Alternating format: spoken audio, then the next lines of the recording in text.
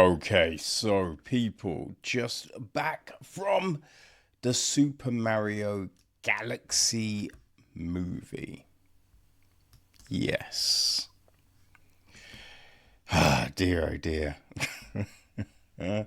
Yeah, people, I went and I checked this one out. It's, yeah, it's interesting. You know what I mean? It's interesting, right? It is once again directed by Aaron Horvath, Michael Pierre Leduc, and Fabian Polak. Matthew Fogel writes. The is then produced by Christopher Meladandri, Shigeru Miyamoto. It is co-produced by Key Lake, and Bryce Collinet. Executive produced by Yazuk Beppu, Brett Hoffman, and Bill Ryan. Brian Tyler takes care of our score. Eric Osmond edits the piece. Right, we've got I don't know, man. There's a lot. Yeah, I think we're gonna, because there's so many artists. It would just take forever to go through the artists, the visual effects people, right? The animators. There's a lot of skilled individuals doing their thing. Okay, so to our voice cast. So Chris Pratt is back as Mario. Charlie Day is his brother Luigi. Anya Taylor-Joy is Princess Peach. Jack Black as Bowser. Right? We've got Bowser Jr. this time, played by Benny Safdie. Right? Keegan-Michael is Toad. Donald Glover is a new addition as Yoshi. We then have got Glenn Powell as Fox McCloud, right, from the Star Fox series. We've got Brie Larson as Princess Rosalina. Louis Guzman as Wart, right, Frog King. We've got Isa Rae as Honey Queen, right? A bee. Keegan-Michael Richardson is Kamek, right? A Magacopa. Yeah. I'm sure people know what that is. I have no clue. Right? Juliet Jelenic is Luma Lee, right? Ed Scooter voices Rob. Yeah, I think that's our key roles. Something like this, there is a whole host of other people, but yeah, I think that's our main group. Roxanne Ortega is Yukiki, right? Oh, that's the monkey that steals the thing, right? Yeah, that's the only other one, right? So the of the story, Mario ventures into space, exploring cosmic worlds and tackling galactic challenges far from the familiar Mushroom Kingdom. So, yes, that, people, is the film, essentially. Yeah, right? Like, Super Mario, that dropped... Man, that was a while ago, right? The lockdown, I believe. I think it was. You know what I mean? Well, it's 2023. It feels like it might have been longer ago, but 2023. I mean, it's still a while. It's 2026, people. It's 3 years ago. You know what I mean? Now, I didn't love it, right? To be honest, I wasn't a huge fan of the Super Mario film, but it's not made for me, right? It wasn't a Nintendo. I had a Mega Drive, but I played a lot on the Commodore 64. You know what I mean? Dizzy the Egg was my boy, right? But yeah, I just couldn't really get into the Nintendo stuff. But everyone loved it. All my friends had Nintendos. They loved Mario. They loved Zelda. All of that jazz. So I think with the first film and this one as well, if you grew up playing those games, I imagine that they hit differently, right? Seeing your beloved characters come to life, right? A lot of the things that you do playing the game, like jumping on people and they turn into money or whatever the thing is, right? All of those things, right? When you see it on the big screen, you're like, oh shit, they did the thing, right? I imagine that hits. But, if you didn't do all of that stuff, it's then just on the story. You know what I mean? That's how something like this lives or breathes, is but on the story. And yeah, the story's kind of paper thin, really. It just seemed, right? Like we open up with this whole chase through the desert.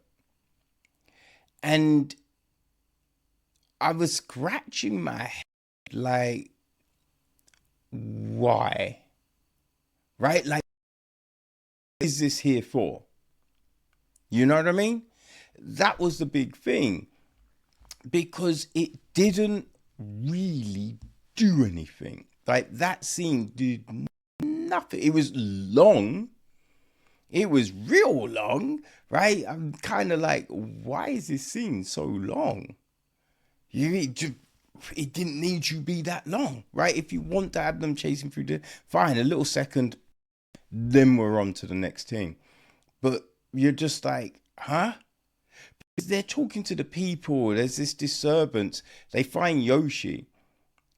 And then everything's like, oh, we're all good. And you're just like, wait, so what was the issue then? Because, it's not like, it didn't seem that Yoshi was doing anything bad or anything crazy. So I'm just like, wait, what's the palaver, people? Right? What's the thing? But as this film went on, it just seemed that, I don't know, they thought it might be cool to have certain things here. But then it's like, oh, how do we connect them all together? Right? It kind of felt like a sketch show. You got all of these little sketches, but it's just like, do they come together as a whole? For me, they did not. Right? Bowser as the tiny Bowser. All of that was just, I was tired of it. Right? It just felt like an excuse to have Bowser do a load of things which did nothing to drive our story forward. Right? Again, all of that stuff, it just felt like you could have cut all of that out. Right? If you cut it all out, it's still the same film. And there's all of this stuff. Right? It's just, again, they want to show these cool moments from the game, right? It's like it's when they've done this whole desert chase and they go into the cave and then they transform into a white outfits. I had no clue what that was about, but obviously you're like, that's from the game. One of the games. right? It's a moment that they were like, oh, it'd be cool if we did this. But it, you know, for a non-game person, it doesn't do anything, right? It doesn't do anything. So why does it have to be that long? Because even if it was shorter, right? The game purists, they'd have their little moment and they'd be like, cool, that was great. That was nice. Okay, on to the next thing. You know what I mean? That's all it needs to be. We got like Bowser Jr. doing his rants and everything. It's just like, oh. Even the whole thing of having, what they did to Mario and Luigi. You're just like, okay, so we're doing this, right? It kind of just felt like, oh, we could then sell figures of them as this, right? It felt like we could have done so many other things here, right? So many other things. I don't know if Princess Rosalina is game canon or if you made her up for this, but it all just, the whole Rosalina Peach storyline felt a bit of a stretch, right? It just felt like something like, okay, all right, I'll go along with this, but they didn't. Yeah, like at one point, I thought Rosalina was Peach's mum's at first. You know what I mean? Like, I don't think it was overly clear, or it's just me not caring and not paying attention, maybe, right? Because yeah, I, I really did lack interest. It just didn't grip me, right? And you go wanting to be gripped, right? You want to be captured by what's on, right? By this story. You want to know, right? Why do people love this thing so much? Okay, let me absorb this. And try as I might, just nothing here resonated. Nothing at all. The Fox McCloud. I do remember the Firefox game. I think there was a cartoon at one point. But I remember always seeing the character, adverts and things, and he did look cool. In this, it just felt meh. It didn't come across as special. It didn't come across as super cool, right? And I feel that's what Firefox was, right? It was like, oh man, that character. But yeah, just it did nothing. Did nothing, right? The mushrooms moaning about Peach and just all of that stuff. Again, it just was just like, wait, you would stop her looking for family? Like, what the fuck are we doing here? You know what I mean? It just felt like mad cold, man. You'd be like, yo, Shorty wants to find a Zibs, you know what I mean? And you're being like, no? What? You know? So it just all felt weird. And I think we have that thing at times with animated stuff where instead of, whatever big time actor breathing life into a character, it just is big time actor voicing something. You know what I mean? Like, I always hope for someone to transform when doing these things. Some people are able to do it and do it fantastically. But a lot of times it just sounds like this just seemed like Charlie Day, Chris Pratt voicing a couple of characters. Like I'm just like, what is the difference with them in this, right? If I shut my eyes, I'm like, yes, Chris Pratt and Charlie Day.